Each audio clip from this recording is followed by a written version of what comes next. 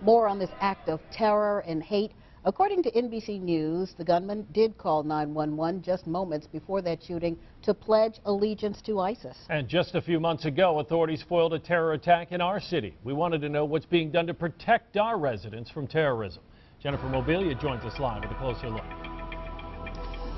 Well, sadly, Rochester has two known connections to ISIS and terrorism, and today we spoke with the mayor at a ribbon-cutting ceremony to ask her what is being done to ensure that a terrorist attack like the one in Orlando never happens here in Rochester.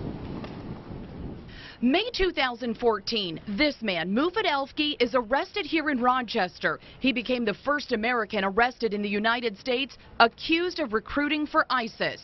New Year's Eve, this man, Emmanuel Lutchman, was arrested for allegedly plotting an ISIS-inspired attack at Merchant's Bar and Grill. How worried are you and the police department about perhaps a copycat incident happening here? Well, I don't think that the chief is very worried about that. We have not gotten any reports that we need to be worried. We will stay vigilant as a community. Early reports indicate the Orlando shooter was on the FBI's radar, leaving many wondering how this could happen. What is being done here locally to check with the federal authorities to keep an eye on people that might be on a terror watch list?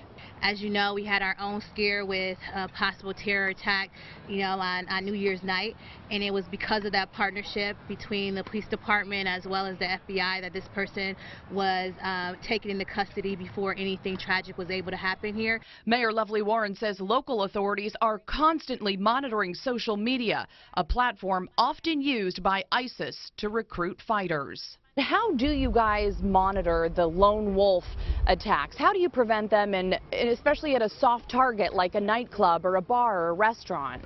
Well, again, when I talked about the New Year's Eve possible attack, it was supposedly at a nightclub. And so when they learn of these incidences or these planned sort of attacks, they follow up on them, they contact people, and I think they're doing a very good job here locally to try and stay on top of these types of incidences.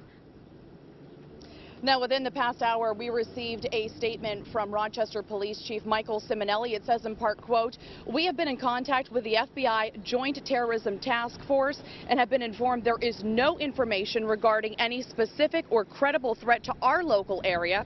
However, to reassure our community, we are increasing patrols and visibility in certain areas of the city." And we should note that Mufid Elfki pleaded guilty and was sentenced to 22.5 years in prison. That is the longest known prison sentence here in the United States for an individual supporting ISIS, and Emmanuel Lutchman has not yet been tried. Reporting live at the Federal Building, Jennifer Mobilia, News 10 NBC.